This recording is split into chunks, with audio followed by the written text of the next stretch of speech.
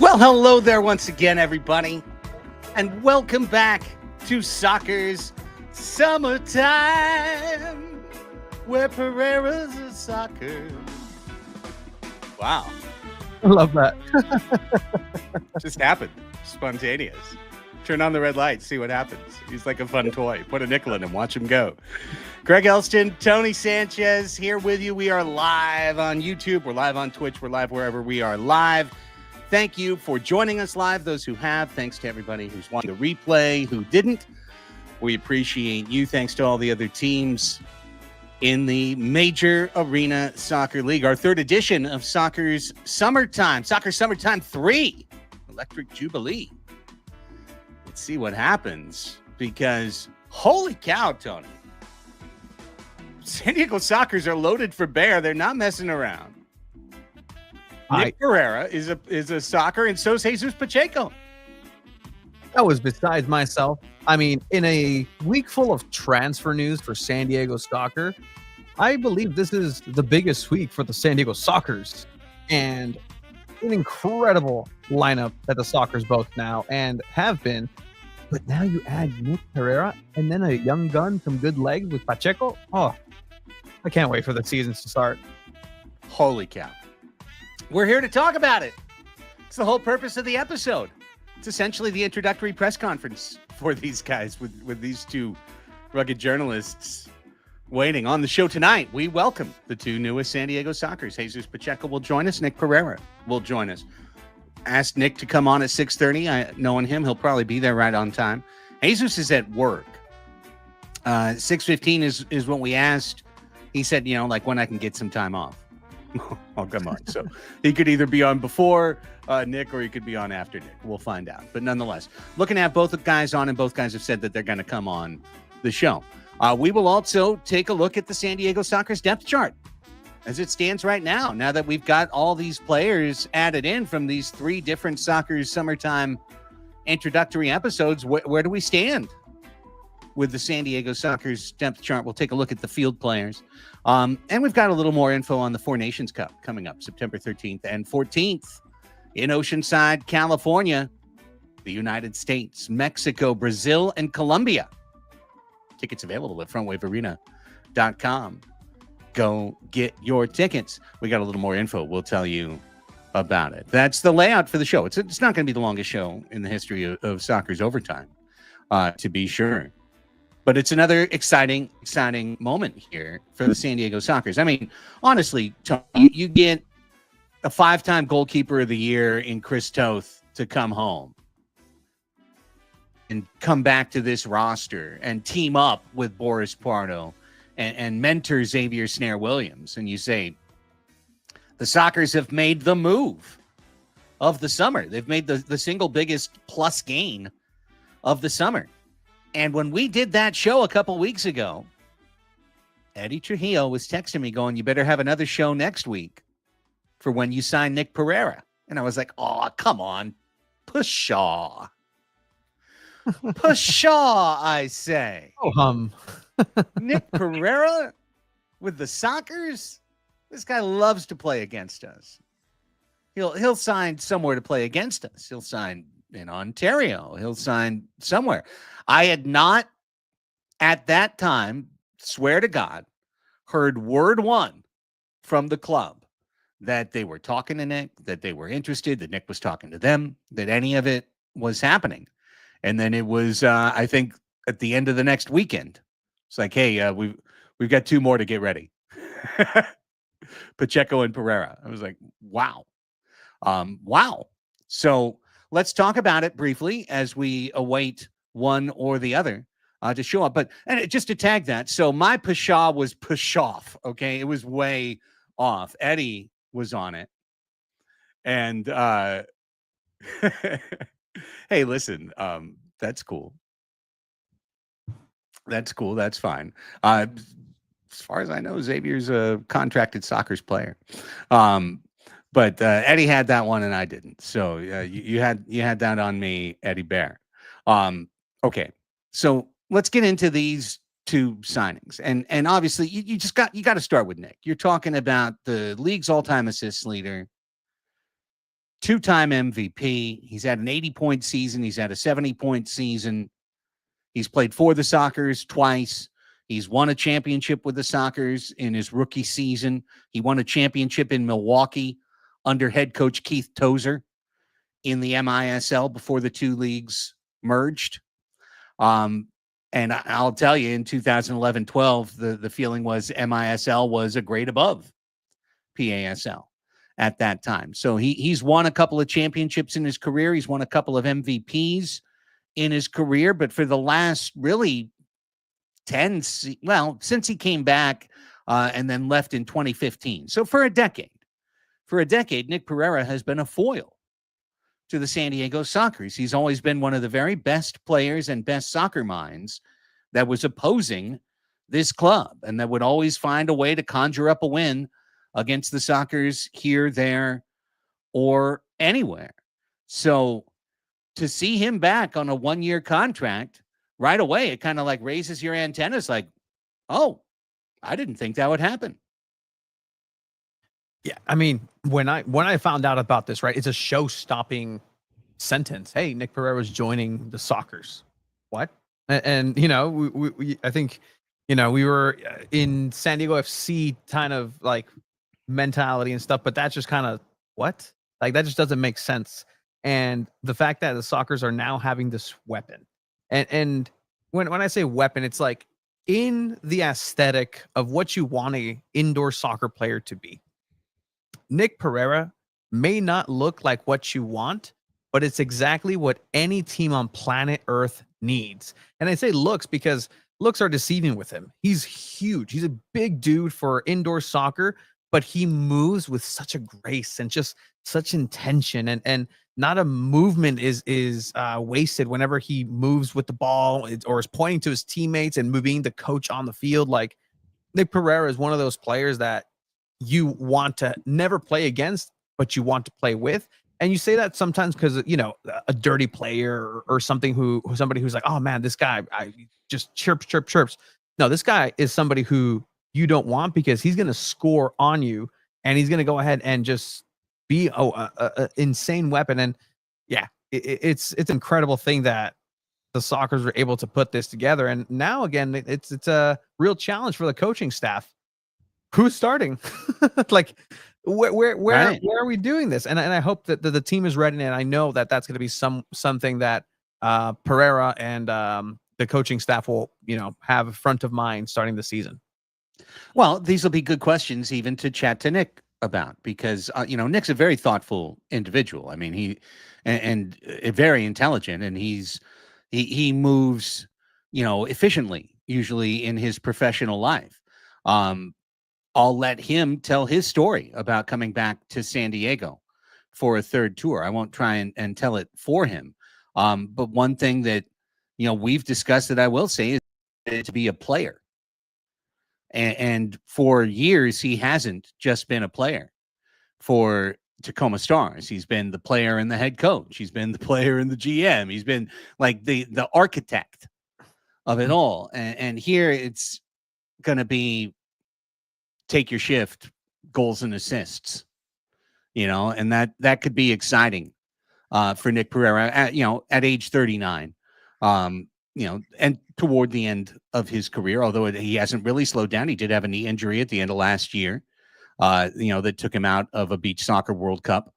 But this is a player who, just like the man that he is ostensibly replacing in the lineup, soccer's captain and all-time leading scorer, Craig Childs, that he's that kind of guy. His soccer IQ is so high, and his physical ability just beyond Craig, beyond anyone in the game, to post up, to hold the ball, to be able to gobble up space, to take the space he wants, to have the vision to see through that and make the passes. I mean, Nick's foot skills are undeniable. He's the all-time leader in U.S. beach soccer goals. He's third all-time in beach soccer appearances. So that touch has been refined, for 17 years, essentially, Tony. And I think the biggest questions that everybody is asking, and rightfully so, and we'll ask them too, are those questions of fit. I mean, you've gone head-to-head with Childs, head-to-head with Silvaggio, head-to-head with Luna. How do you feel fitting in as opposed to leading? And, I think it'll be interesting to see. But I will say this. Those conversations were had before this contract was agreed upon and signed. So it's not like everyone just walked in and didn't discuss this. It's all been discussed and it's all been thought about as well. So Sockers fans can rest assured about that. That's where my concern would be. It's like, again, it's an abundance of riches in a way, but that at the end of the day doesn't matter when you're facing an incredible team like the back-to-back Bicampeones in Chihuahua, right? Like, individual talents you can have as much as you want, but you need a team to be able to strategize, and the brightest minds and the best physical aspects of players to go down to Corner Sport Arena and get a win away, whether that's 2 in a championship, whether that's 1, whether that's in regular season. Like, that this is what's necessary to go ahead and be able to regain that top spot. Because let me remind people, because I've seen the chatter like, oh, the Sockers this. No, the Sockers didn't win the championship last year. They didn't win it the year before that. All right. So yes, they can have all these great players, but until they reach that mountaintop again, then we can, maybe field that a little, tongue in cheek. But until then, let's see what the Sockers go ahead and do. And on off-season moves, I mean, incredible. Yeah. And furthermore, just like we talked about on the Chris Toth podcast, that Boris Pardo is becoming a player coach for the San Diego Sockers. He'll still be an active player. He'll still start games for the Sockers in 2025-26, but he's moving into a coach/player role. The same could be said for Craig Childs, that he is beginning a transition into a coaching role, and I'll let him do his own announcements and his own, put it in his own words. But I did reach out to him when I heard this, like, okay, so what's what?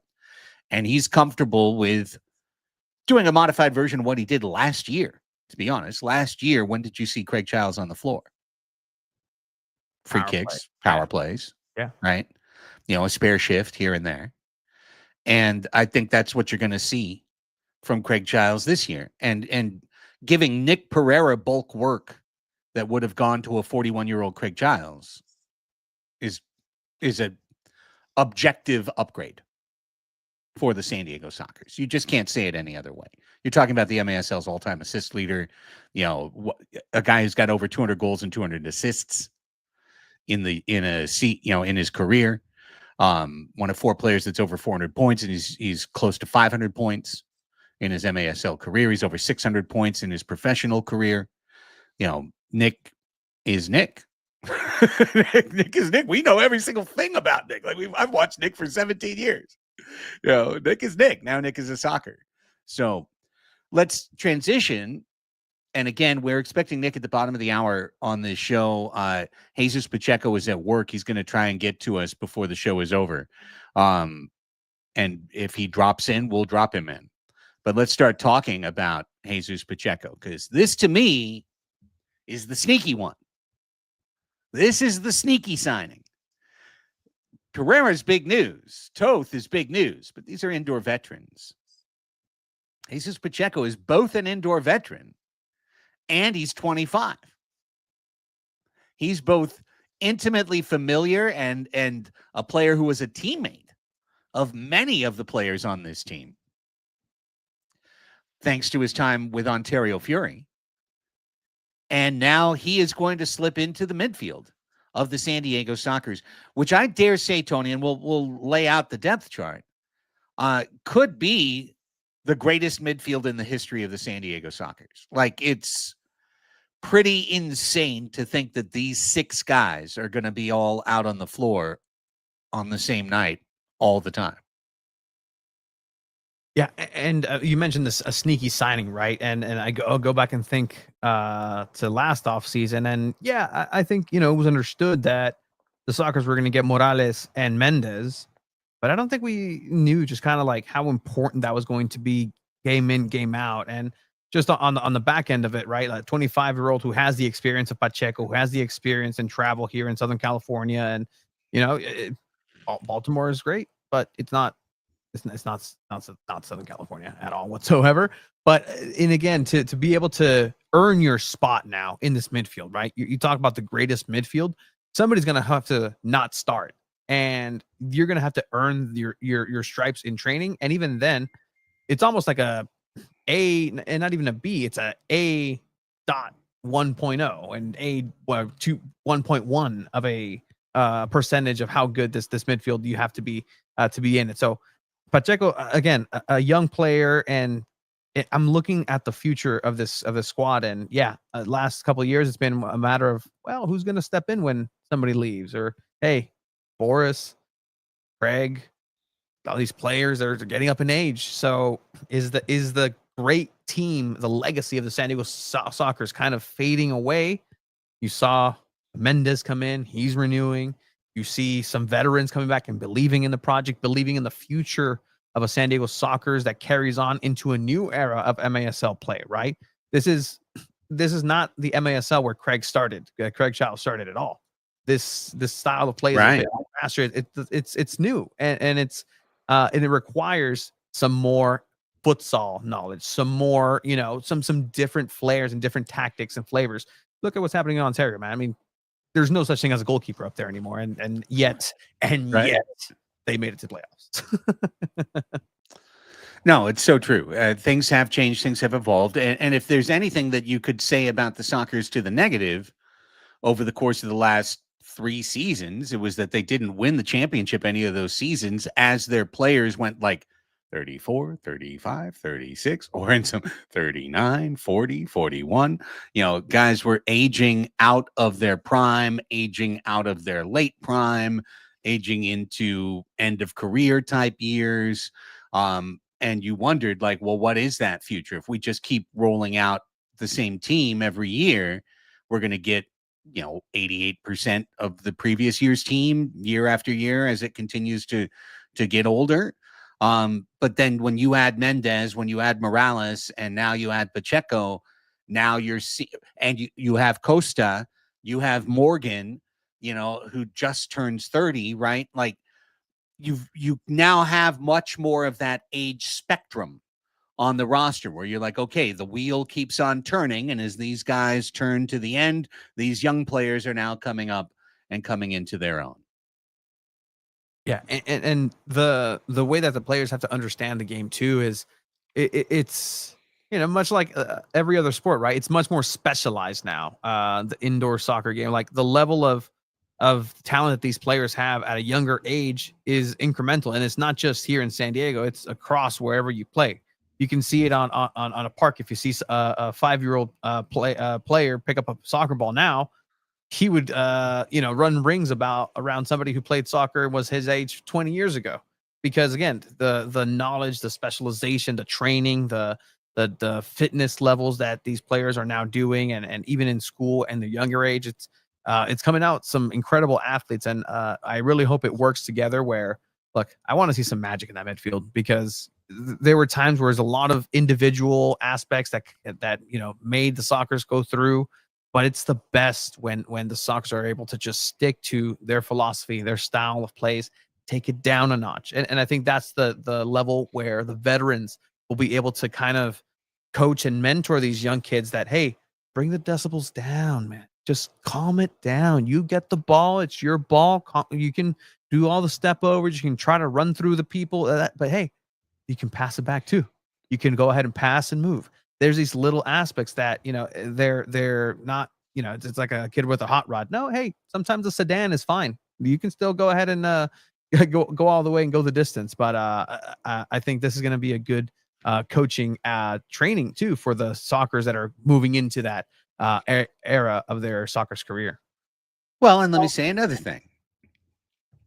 This club has to know, and I think they do know, that when they discuss winning the championship, what that means is beating Chihuahua.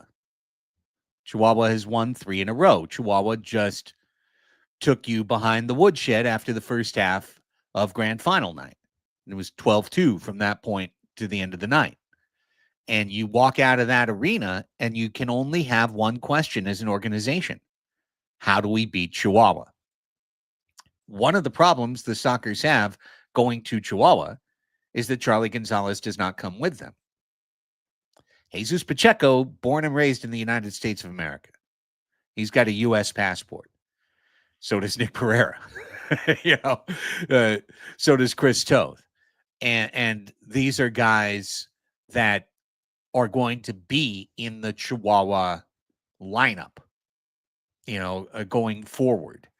And I think that's an important way to think of Pacheco, is like, he might be the 5th or 6th midfielder, and you really might have 3 all-stars running in threes, like all season, for the Sockers in the midfield. They're just that good with the talent that they've accumulated. But that level goes up when you go south of the border and you don't have Charlie on the ball on power play, and you don't have Charlie on the ball on free kicks, the $1 million goal scorer. Like, you want that guy all the time, and when you don't have him, you need something to fill that. And I'm not saying Pacheco is the playmaker that Charlie is, because who is? Charlie's an elite playmaker, but Pacheco's a young guy who can run and can fill the gaps in that tiny arena at Corner Sport. I think he's a good fit down there.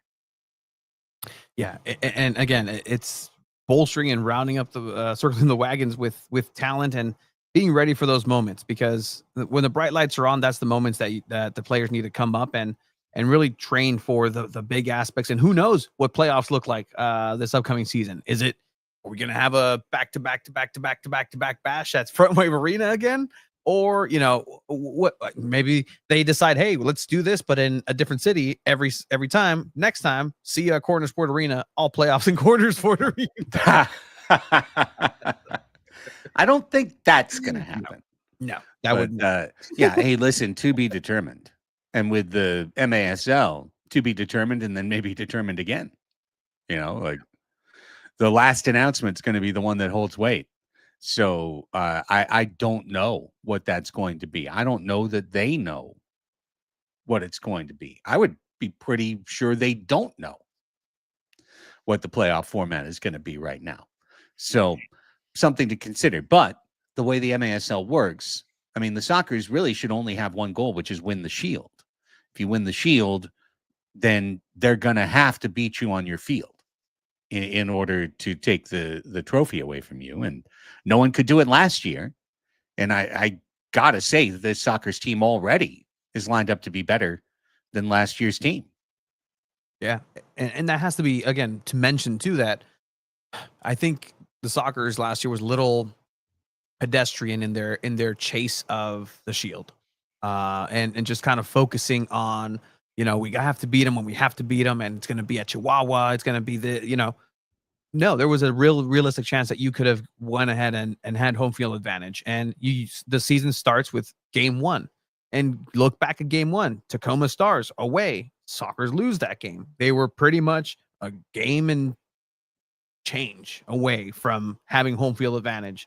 And just how it went down at Front Wave Arena, where, yeah, it could have been such a great time if you had won the semifinal like you did and said, cool, now we get to watch a series to see who's going to face us here because of winning in the regular season. And so now I think there's no room for error. And if these players are coming in and we're going to have an all-star midfield, we're going to have an all-star everything, every game must have at least one all-star performance from a player. And that should carry through into a victory.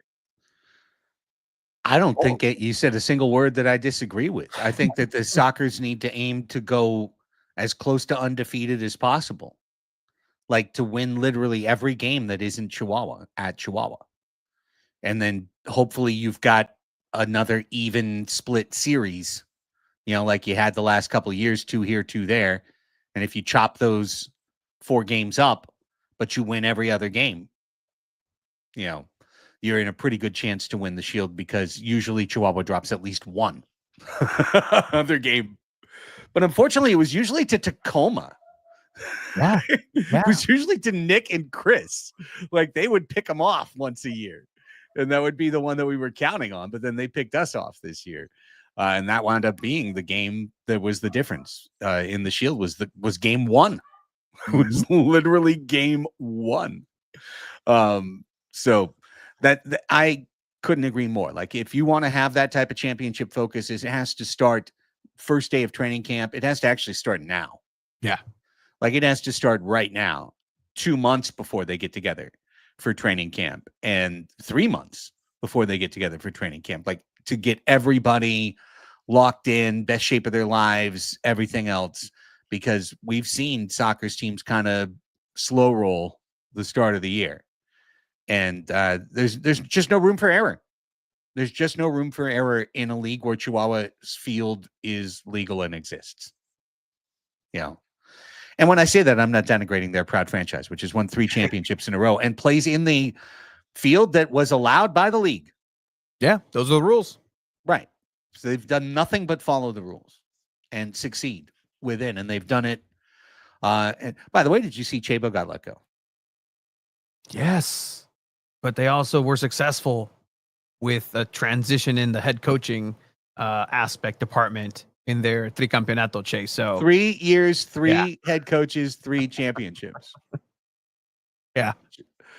Chabo, look forward to seeing you, brother. I don't know if we'll see you out of the training fields, though, unless it starts with a forward hug for Serta. That backwards hug was a little rough. At halftime. I'm not going to let it go. Not that I'm mad. I'm just saying people pretend like it didn't happen. It actually was a thing that happened. It happened. 100. There's a thing that happened. I was there. I saw it myself. Yeah. You can see the somewhat, lead up with video footage. Like you could put 2 and 2 together. How that was going to go. You could go back and hear no, they never posted it. Oh. Funny. They never posted the English replay. Interesting. Wonder why. Inquiring minds want to know. Let's welcome in our MVP guest to this Soccer Summertime 3 episode. Man I've known since he was a young man, with Chris Toth as a rookie in 2010. Actually, first met him as a member of San Diego Fusion, playing and really taking the Packers to task with himself and Chris, Alex Monar's team. And then rising from there to Milwaukee, back to San Diego, out to Ontario, Syracuse, Tacoma, and now back with the San Diego Sockers. He's the all-time assist leader. He's Nick Perera.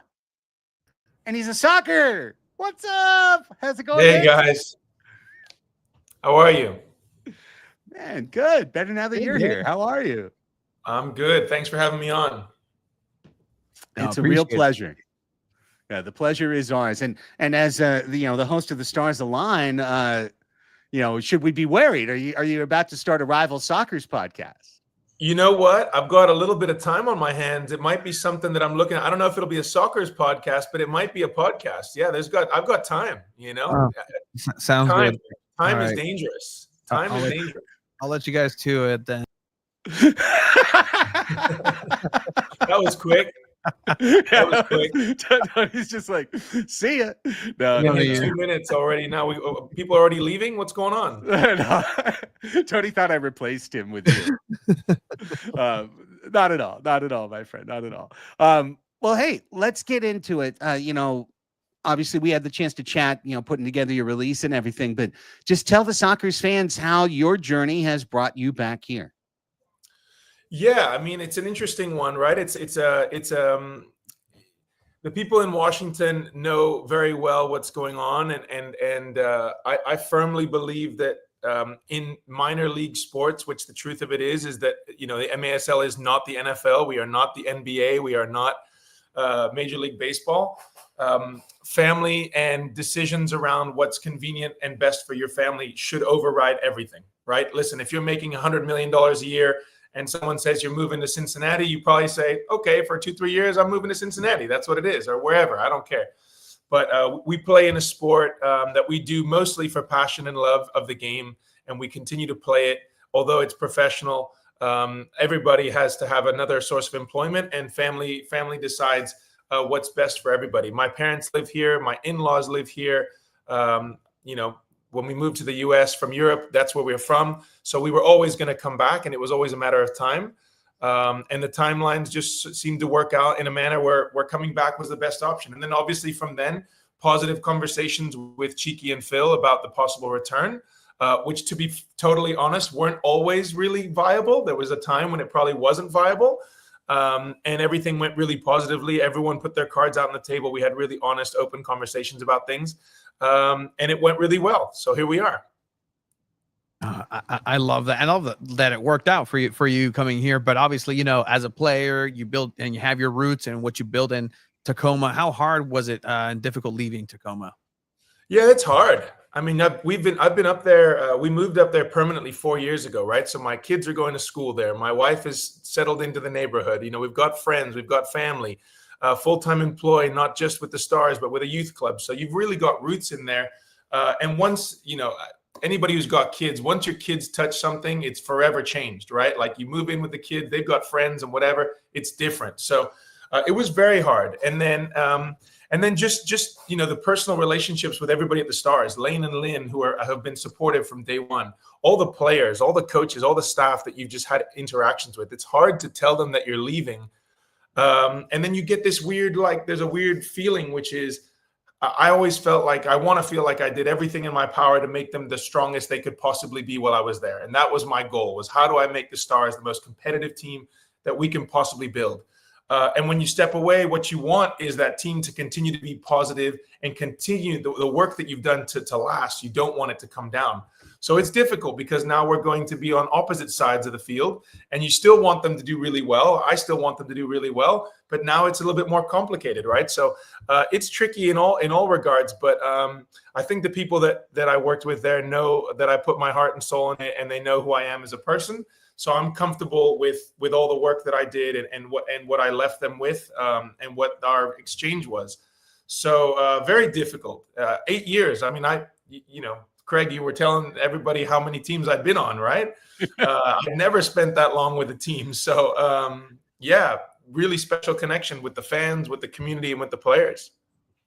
Well, I think about that journey, Nick, and you begin your professional career with San Diego. You go to Milwaukee, which I always thought was such an incredible move for you, because at that time they in Baltimore were kind of the pinnacle nationally. The sport. Keith and Tanny Kelly were probably, the two best coaches in the sport. So that was just such a trial by fire for you, a collegiate kind of level, like, going in for your master class. You came back as a very talented, very smart young man who had been in a different system.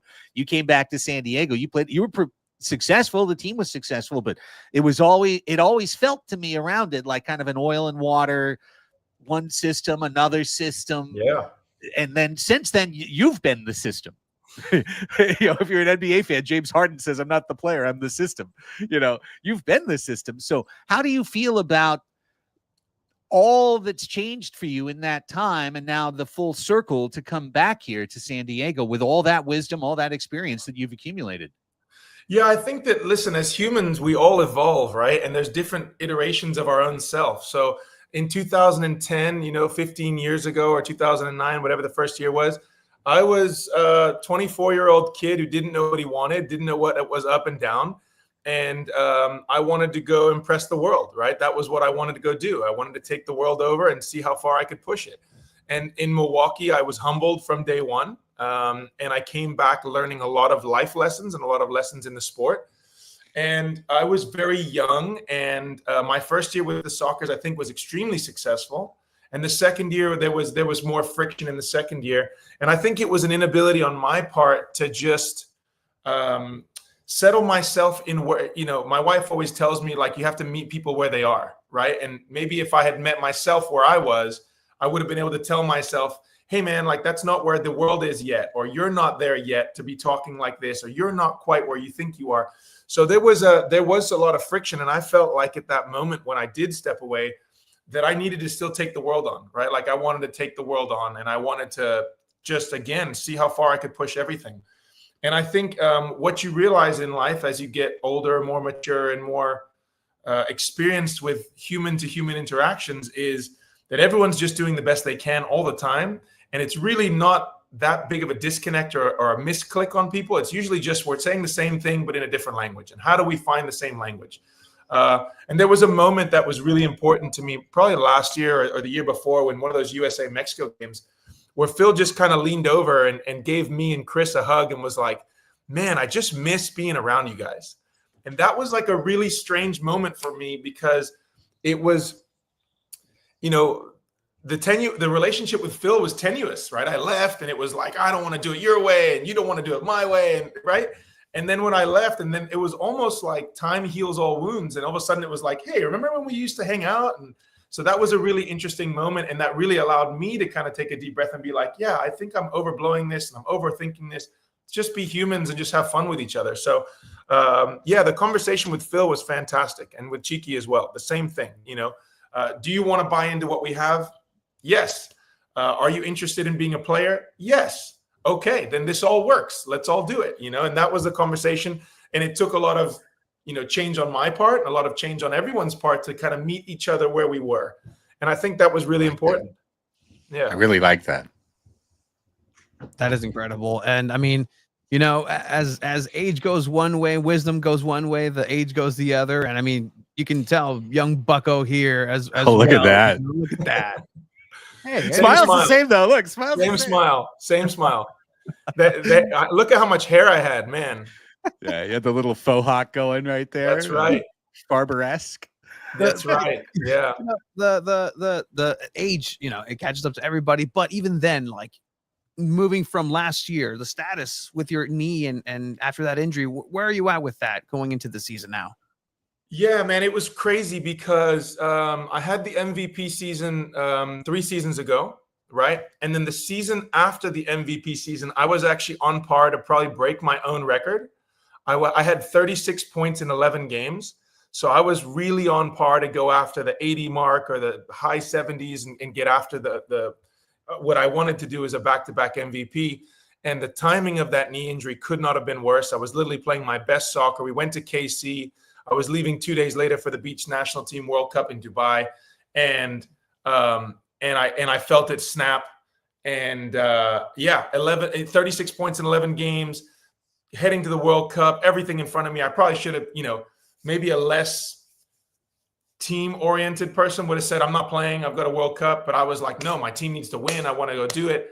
And so it was horrible timing. And then that whole year I was playing catch-up, right? It was, how do I get my body back? How do I get back into it?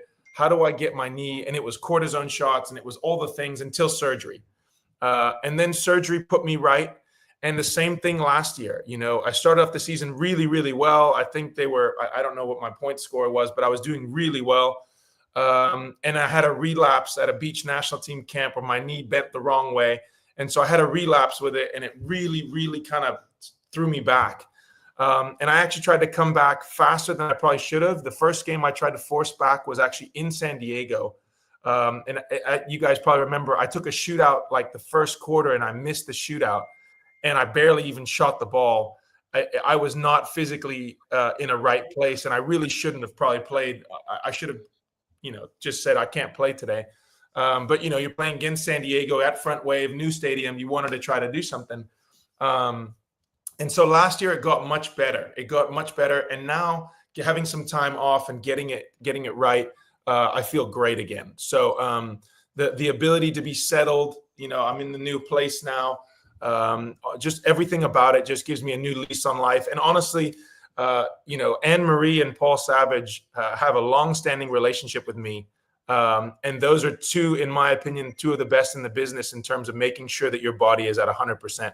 And Paul probably single-handedly, makes sure that people can get themselves healthy and playing on game day in moments where it's tough. So those two were really a big part of my decision to come back too, because both of them kind of gave me personal assurances of like, hey, we're going to make sure you're where you need to be. So that was really helpful as well. Nick, you're a guy who's always thinking the game. You've always been an intellectual in the game that I have encountered. And I'm wondering what it's going to be like for you to be able to kind of be scorebot for the team and not have to draw up every free kick and organize every practice and recruit the players, it'll just be player Nick. I mean, you haven't been player Nick for a long time. Yeah, it's been a while, but honestly, what's crazy is I'm actually really looking forward to it. I think that as we were talking about earlier, with age, certain priorities change. And I think that I don't play indoor soccer because it makes me rich. I play it because I love it. I have fun. I want to play. If I could play tomorrow, I would be playing. If season started tomorrow, I'd be the happiest guy. I want to play. So for me, the idea of getting the joy back of just saying, I'm going to show up at practice, I'm going to run around for 2 hours, have so much fun, and then disconnect and just go back to being a dad, I think that's really positive for me. Not that it was bad when I was doing it in Washington, but it's a heavy toll to carry because I was doing more than just coaching. It was also the GM roles and the business side and the tickets. And so being able to just say indoor soccer is fun for me. Is such a big moment for me. And also, let's be real, the soccer's players that are on the field are exceptionally talented players. So I think that it's going to be fun playing with players that are going to make the game easier for each other, right? That's what good players do. They make the game easier. So it'll be really fun to connect with players who just can do things on their own. And I'm looking forward to seeing how I can fit into that system and fit into hopefully, what I've always wanted to do is set my teammates up with opportunities to score goals. And I think that the players that they have on that roster, man, they can score goals. So I think it should be a good fit right there. Go for it.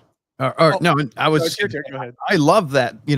When I hear players just have the fun in playing, right? Like that's why we love it. We see a ball coming anywhere, and we just let me try to get that, and that's just how we naturally are. And you're gonna have some pals and friends here at the soccer, maybe before, but somebody you know very well, Chris Toth. Yeah. Chris is coming here. He's here. Like you both are here. What's that gonna be like? Like You're back at it again with him. Just talk me through being in the same team once again with Chris Toth. Yeah, I mean, listen, it's hard to, if you knew the inside, and Craig does, the inside of our relationship, we don't really pay each other a lot of compliments, right? Like that's just kind of how we are. We're usually bantering. We're usually kind of talking each other down and talking smack. But as an athlete, I think Chris Toth is an exceptional, out of series, like he's a different world of athlete. I've never met somebody who takes care of his body the way Chris does. I've never met somebody who puts in more work at his craft than Chris does. There wasn't a single player that stayed on the field in Tacoma longer than Chris does. Every single day at training, he's staying after. Every single morning, he's there, the first guy in the door. You know that old cliche, first guy in the door, last guy out? 100% Chris every single time. He is somebody who really makes his teammates really good. And you can't be around him and not want to get better, because you can't watch. I mean, at least I can't. I can't watch somebody work that hard and just be like, I'm just going to kind of mess around today. Like I have to be like, damn, you're working that hard. Even if I can't work that hard, I'm going to have to go 85% of you. But still 85% of what Chris does is probably 200% of what most people are doing. So he's an exceptional goalkeeper. He's really, really, in my opinion, found his voice as a leader. He's somebody who now speaks a lot more prominently about what he believes in the game. And I think he's got a really good understanding of what's going on around him. He does a ton of homework. And it's going to be so fun. I mean, we were roommates basically everywhere we've gone. We're roommates and we're good friends about all that. And I think it's going to, I mean, I probably, if he hadn't decided that San Diego was home, it maybe was a different conversation for both of us. I think it was a really, really powerful thing for the two of us to be able to come back at the same time, back to the same team, back to our roots, back to where we started, and do it together. I think was part of the conversation that was a powerful, powerful decider. Yeah. Still remember that goal in the championship final, 2010 in Cincinnati, yeah. Nikki. I mean, you remember the goal? I do, absolutely. Well, yeah. In fact, it was a couple of seasons ago that we did a whole summer series called the Championships, where we went title by title and played the highlights and got guys together at Calafino Lounge to kind of like, you know, relive all the memories. And, you know, that's literally where like your guys' legend started, because Chris started the semifinal game. Yep. It was the first big start of his entire career. He was literally the rookie that they put in, like, oh, well, we're playing in Vegas in the Open Cup. Mm-hmm. We'll let Chris play, you know. Yeah. And instead it was Riley out, Chris in. And you guys faced Giannone. Yeah. In that semifinal game. I remember the goal being what has now become somewhat of a typical play, where I'm receiving the ball flat in the middle of the box, back to goal, and I roll it to my right, roll, and kind of roof it by the goalie. But you know what? The funny story that nobody tells about that weekend is that Chris and I got left at the hotel the on the way to the game. We were with Alex Monar, and the cars left, and Chris had forgotten something up in the room, so we're waiting for Chris to go get it in the room. We come back down to the lobby, and all the cars are gone. And we're looking at each other like, this must be some sort of prank. There's a game kicking off in like an hour, and we're playing. Like, what's happening? So we ended up having to get a taxi to the stadium because the team had left without us. And that was on Susie time, right? Susie was always Susie would get in the car, and it's like, what time is it? 4:00. We're supposed to leave. I'm out. 4:00. I'm gone. So yeah, that was kind of a moment for both of us. And I think that there was when we first broke into the team, we both were really intent on, we're good players and we should be playing. And we felt like every time we got a chance to play, we were going to prove it to somebody. And Chris was always exceptional. And I remember I would get sparing opportunities as well. And one weekend we went to Louisville, I think my first year, and I got a back-to-back game. It was Louisville and Cincinnati back-to-back. And I think I was league player of the week, because I was like, man, I'm not going to get a lot of back-to-back games. So I'm going to get this weekend. I got to put up points just to even get in the convo. So yeah, that was a turning point for us. And then as you mentioned, you know, linking up with Keith Tozer and having him kind of say, oh, you're pretty good at indoor. Do you want to like learn the real thing? Come learn the real thing. Right. And 3 years of extremely formative soccer, not just from Keith, but also from the players, right? Like their system and their demand. And so that was really, really formative. And then coming back and then going away and then coming back again. So here we are. Man, what a journey. And this has been a really fun conversation. I hope that the Sockers fans who are watching and listening are really fired up, because I am, to be sure. And I think this has all come together for the right reasons and at the right time. And now there's only one thing left to do, Nick. Beat Chihuahua. Yeah, show up and play, show up and win, show up and do our thing. This team has had no shortage of wins over the last, 4, 5, 6, 7, 8 years. But obviously, over the last little period here, they're looking for that one win. And I think you guys alluded to it earlier. I think that the key for San Diego over the last couple of years has not been their ability to win tough games, or their inability maybe to win tough games, because they've won most of them. I think it's been the consistency of saying we're not going to drop points in places that you probably shouldn't, which means that we can retain the Shield, which means that you can host the second game, which means that you can have that competitive home field advantage. I think that's where the last bit is. And I think, you were pretty vocal about it last year, Craig, that the roster was fairly thin, in terms of numbers. And that there were games where it was going to be difficult to field a hyper-competitive squad. And I think what you see now in the offseason, or what I'm seeing in the offseason, looks like that's been addressed, right? Like, okay, well, we were a little bit thin in some areas. We're going to make sure we bulk up and make sure that we're ready for the long haul. Yeah, it's going to be a blast. I can't wait, man. Enjoy the rest of the summer. My best to the family, my best to your folks. It's been a long time, and I can't wait to see everyone around on a way more regular basis again, and to have you back here, San Diego, Nick Perera. It's a beautiful, beautiful mix. Let's go get that dub, brother. Thank you for being here.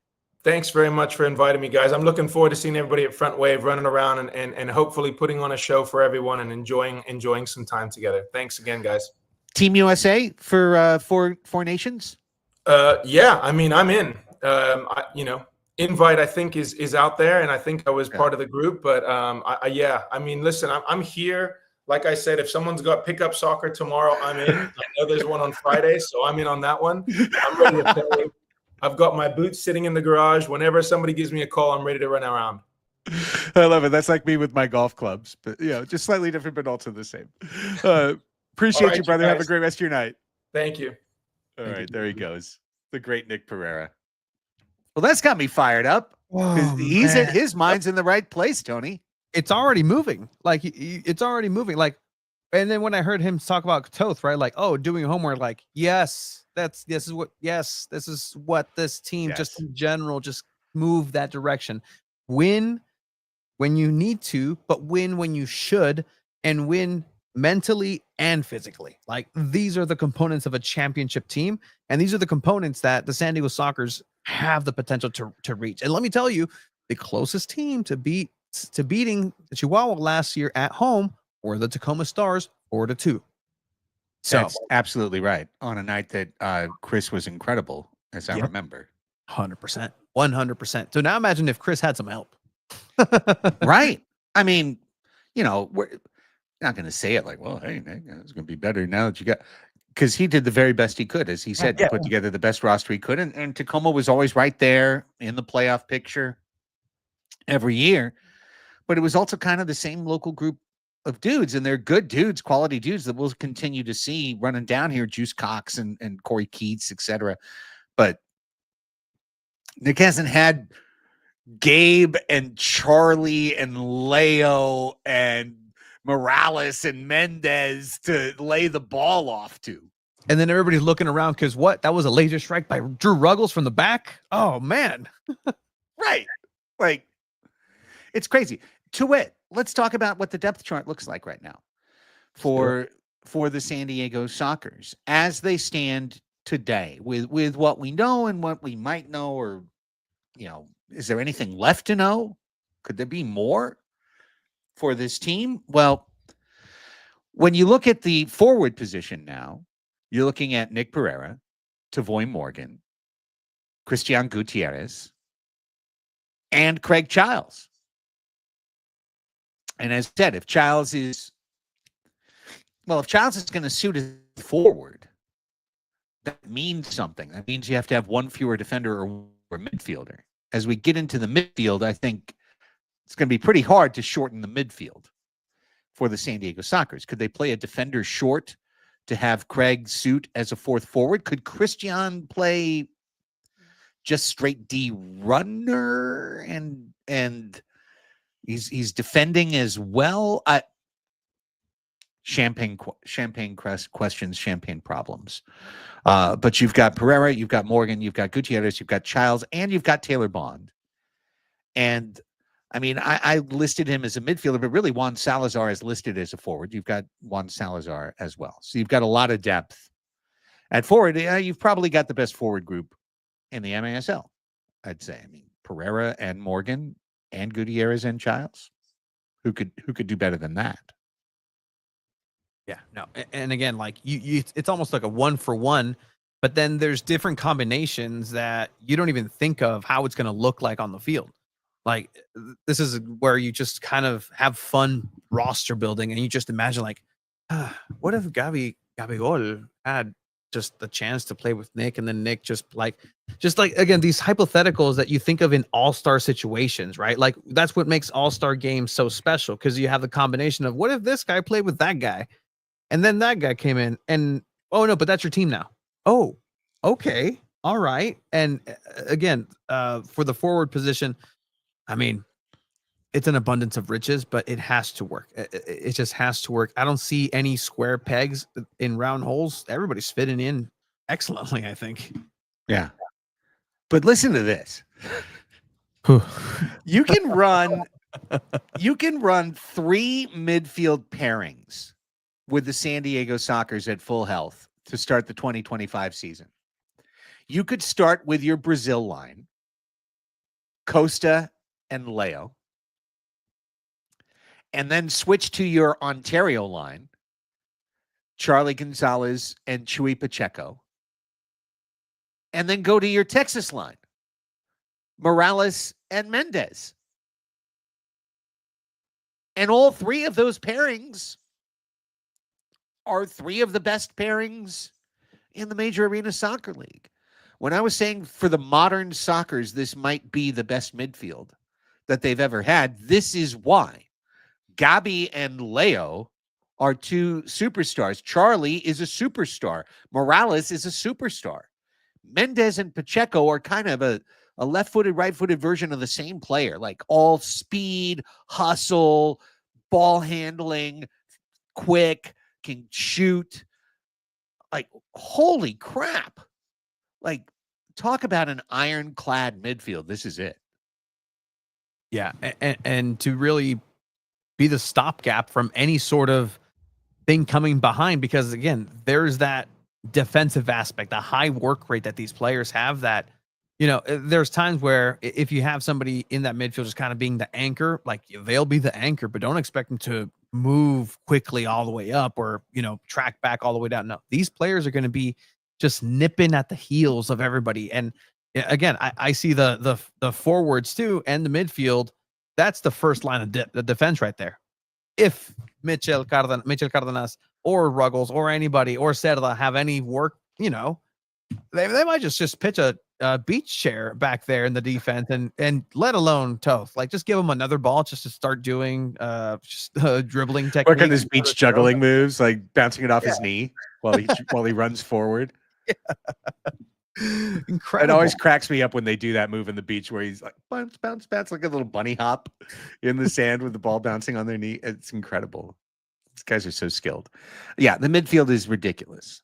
And that's before you get to any of the young kids, you know, the kids that have been on previous editions of Soccer's 2 or whatnot. Never mind an Escoto, a Luis Perez, guys who are visa'd out, you know, Pollo, players who technically were on the Soccer's roster but are visa'd out unless they're in Chihuahua. Unbelievable.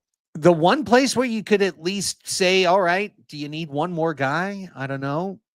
Defender, you've got obviously the Rocks, the dudes who just won for bumpy pitch, Serta and Cardenas. You've got Ruggles, who really broke back out last year, and now you feel like is a real weapon for this team. Those are your top 3.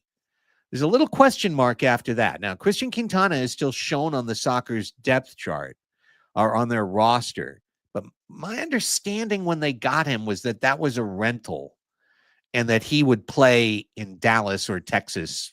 I don't even know who's going to be in Texas this year. Are there going to be any teams in Texas this year? I'm not sure. So Quintana, I think, is an open question mark. But my understanding was that he was there for the playoffs, but he was going to be gone again. So if he's gone, Pee-wee Ortega had an Achilles injury in the playoffs. That's a year. That could be 2 years. So I would expect Pee-wee to be out for the year. Ben Raymond did a great job for this team. He's technically a free agent. Maybe look for some news on that front going forward. But because the club was very happy with how Ben played. And I would say in particular, I thought in the grand final day, Ben played great. Yeah. I thought he played really well down in Chihuahua on grand final day. And then you've got Sean Callahan, who was injured. You've got Felipe Gonzalez, who's seemingly back in that unfortunate stretch he had mid-career where it's just an injury, another injury, a different injury, a third injury. Poor Felipe, whenever he's on the field, he's valuable to this team. And clearly he wouldn't have a spot in the midfielder up top. So he would be a defender for this team if he was back and playing. And it would be great to have a healthy Felipe Gonzalez back. I mean, gosh, all year we would go in for coffee and see him on the trainers table. Yeah. Like all year, Tony. Yeah. And it's one of those pieces where like just his presence, just knowing that you had a player like that in the back of your mind just sets you at ease and sets the team of like, okay, we have another leader here. And another great thing about just having all these players in the depth chart is that you give a chance to for players to sit and learn and develop. And what hurt the Sockers 2 years ago was the lack of a Sockers 2 in a lot of ways. And so with the addition of players, with the addition of now mentors, you can tell, how much Nick Perera loves to be a coach, and he likes to coach the young generations to do that. Like if you can have that, to have somebody foster Sockers 2 and then have them be ready and prepared for that call up or the bright lights, then you're going to have a sustainable project that's going to carry you not just long term, but in a season. You can call to these players that are ready to go, not the kids who are like, oh man, we have an injury, we have to field somebody. Hey guys, come on up, because we just have to have somebody suit up, and you might play, and if you get played, then now you're a liability, and now your confidence is going to be shot, and now your development is stunted. So every move is the correct move that the Sockers have been doing in the long-term direction. So just I'm so pumped for this season. Yeah, me too. But to answer Puma's question in the chat, is Sockers 2 back? No, it's not. Oh, I wish it was. Yeah. I wish it was. But they're building a much better depth. But I think all of your critiques were valid, Tony. And I actually think people in the organization would agree. Mm-hmm. It's just a money thing. Yeah. It's just simple. Yeah. It's as simple as that. It's a money thing. My understanding says stay tuned for maybe another announcement coming up soon in terms of a re-signing. But my understanding is that the Sockers are probably done for the summer in terms of big pickups. And I'll just tease by saying what I heard was there could be one more. It's not necessarily likely, but the player would like to be here. Okay. So we'll see. It would be a cutting move if it happened. I mean, if I was a player in MASL, I would want to be a soccer too. So I'm trying to think who, but like in general, overall, in the grand scheme of soccer, I mean, I'm pretty sure Marco Fabian wants to play for the Sockers if he really wants. Well, he just re-signed with Ontario. So yeah. I think he wants to play for Empire. Yeah, he'll be there for a while. Big Empire fan. Yeah, he's a great reality TV star up there. I think proximity to LA may, in fact, play a role for Marco Fabian's decision to continue his indoor career. But I'm happy he's there. I think he has been a giant boon to Empire Strikers and to the league by proxy. And he had one year where they didn't win at all, and he had another year where he played still good. Like, he was still good, but the team system kind of moved on from being Fabian centric, and they made the playoffs. So who knows, as he continues to, age and embrace a role and also learn more about indoor. Who knows how Marco and the Strikers go this year. But I know one thing, they're going to have to face Nick Perera and Chris Toth and Charlie and Leo and Costa and Krager and Tavoy and Christian and Mendez, Morales and Ruggles. And holy crap, this team's good. I want to see the simulation. If there was an MASL video game, like, I just want to go over and just let computer versus computer play. I want to see these players play already in soccer's uniform. Like, oh, it happens, go. These are video game numbers that these players have. Yeah, and listen, down in Chihuahua, they're not quaking in their boots. They're like this. They're that Bruce Lee, Bring it on. Bring it on. We're ready for you. Bring it on. Oh, sign another guy. Sign 2 more guys. We'll still take you down. Yeah. The confetti will still roll. Trust me, that's how Chihuahua feels. So this is Yankees, Red Sox. This is Dodgers, Padres. It's 2 franchises just continuously raising the stakes. A 4th new head coach for Chihuahua going forward. It doesn't seem to matter. Doesn't seem to matter. The system rolls. Well, we've reached 7:07. Let's talk briefly about 4 Nations. I don't have a giant update. This is what the update I have. The 4 Nations Cups, 13th and 14th. United States, Mexico, Brazil, Colombia. My understanding is they are moving toward for each national team GA within Front Wave Arena. So if you want to sit in the U.S. section, or if you want to sit in the Colombia section or the Mexico section or the Brazil section, that you'll have that opportunity. But the real news, and that I'll let Front Wave announce that stuff. The real news that I could talk about is that they have agreed to broadcast all 4 games of the 4 Nations Cup. So, yeah, big time excitement. So stay tuned on YouTube, presumably. I don't know if it'll be on Golasso. That could be a future update if we have a Soccer Summertime 4 somewhere down the road. But I would presume on YouTube. But we will have broadcasts of all 4 games. So you'll be able to watch wherever you are, whether you're Gabe in Idaho or whether you're anyone anywhere, Kelsey in Milwaukee or anyone anywhere. We'll have those. So really looking forward to that, and really looking forward to that kind of serving as our capstone to kick off. Fall's almost here. Winter's around the corner. And the next thing you know, we'll be at Front Wave for San Diego Soccer's indoor soccer. Yeah, I mean, it's fun how these things are playing through, and the players like it, right? They get a chance to represent their nation in an indoor sport, and it's a semi-exhibition, but put some nations on, and you get yourself a competition, right? Again, this combination of things, right? What happens when Gabigol and Leo play against soccer players? Like, right? This is the interesting part. We were talking about Colombia. What does Colombia indoor soccer look like? What's their player? Is that just Salazar? Is it just Juancho running out there by himself, like just slide tackling dudes? Is he? Or I think he'll have some teammates. Is he the one that's like, hey, oye, ¿cómo estás? Hey, vámonos para SanDiego, colombiano. Okay, vámonos. I can't wait for the roster announcements, and when it's there, we'll cover it all. And of course, follow the Soccers on social media. Follow Front Wave Arena on social media for all of the information going forward.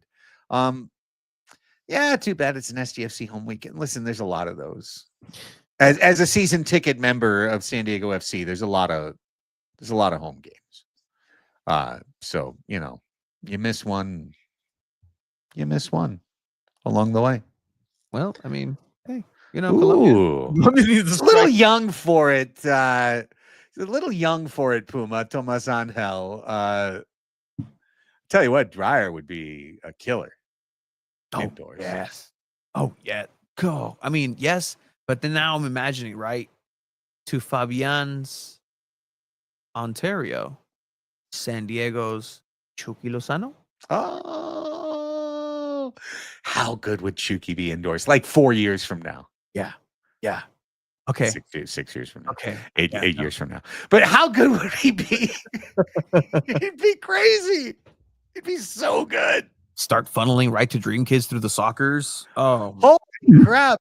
man. How many times have you heard me say on Chromaniacs when like they miss something? I'm like, they need a little indoor training. Like guys that miss point blank in front of the net, like get a little indoor training. Get out there at the Eki gym. Get out there at the Y. Get running. Got to finish in close, boys. Got to get in tight.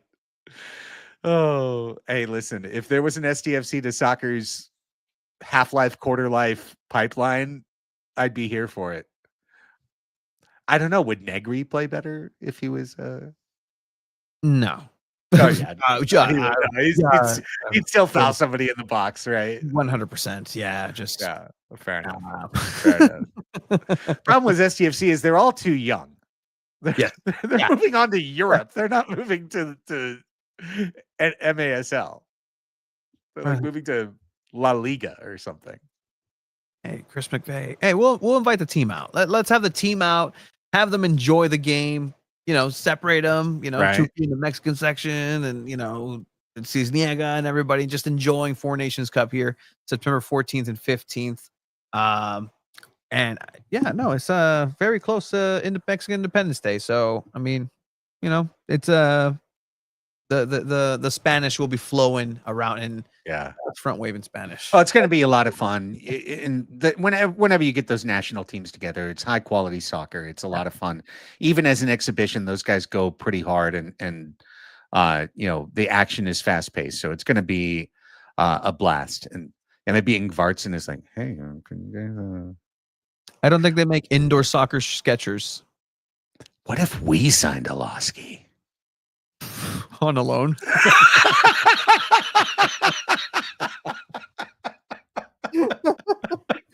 Escondido is pretty close to Oceanside. Salvaggio comes through again.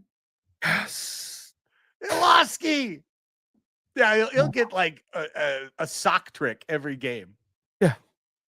I mean, this guy scored 4 goals outdoor.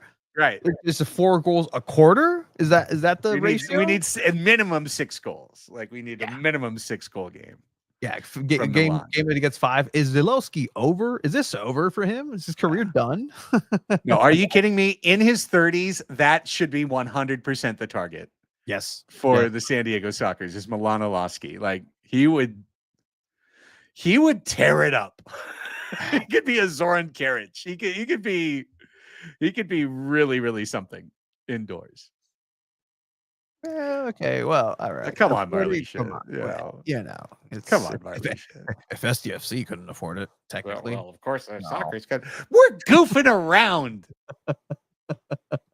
Talking about sometime 10 years from now when he's 35 or something, or maybe 32. Probably 32 outdoor teams won't take Oloski anymore. So 31. Come on, can a guy dream 6 years from now?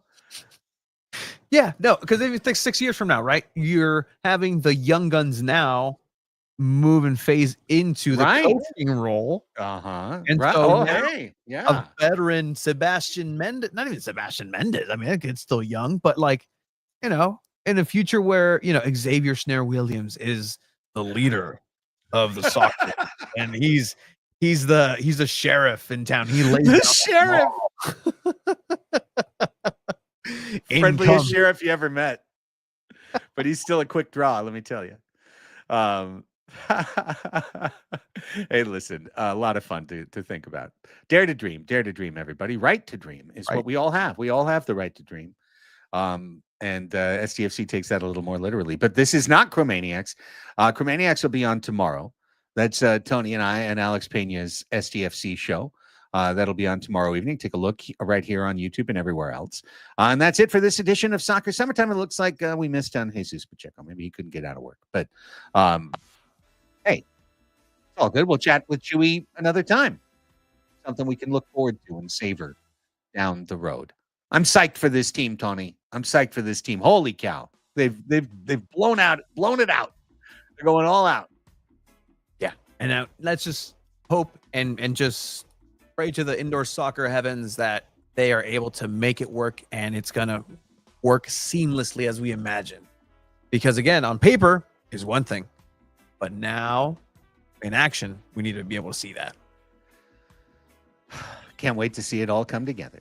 Well, the next time you'll see Tony and I is as the occasion warrants. So if there's another big signing, if there's other big news, we'll be here. Otherwise, we'll be here sometime between now and the Four Nations Cup. Soccer summertime is over for episode 3. Thanks to everyone for being here live. Thanks to Nick Perera for joining us.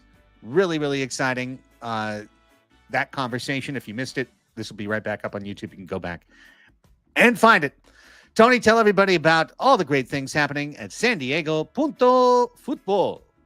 Así es, mi amigo. SanDiego.Futbol es la sección donde puedes encontrar todo. And you can find everything soccer related here in San Diego at SanDiego.Futbol. That's the website. That is the site. Indoor, outdoor, the home of soccer in San Diego. SanDiego.Futbol. Craig? Well, you can support all of my podcasts. This is one of them. Padres Hot Tub is another. We're in the Padres season. Tomorrow is the trade deadline. We will have our emergency trade podcast tomorrow at 5 o'clock, and patrons will get it live. Patreon.com/Padres Hot Tub. So check that out if you happen to be a Padres fan as well as a Sockers fan. You'd probably enjoy that. Tony, Alex, and I host the Chromaniacs. Next episode tomorrow, plus post-game shows after most San Diego FC shows. After SDFC MLS matches, post-game shows, occasionally Leagues Cup, we're figuring that part out. But Chromaniacs is tomorrow. And there'll be a new episode tomorrow morning of Crossing Streams, my television streaming podcast with Chris Reed. That will be up tomorrow. So that's it. I got nothing else to promote. That's it. You can follow me on Instagram, I guess, 619 Sports and Live, but that's been up on the screen the whole time. So for Tony Sanchez, I'm Craig Helston. Thanks for being here. Until next time, go Sockers!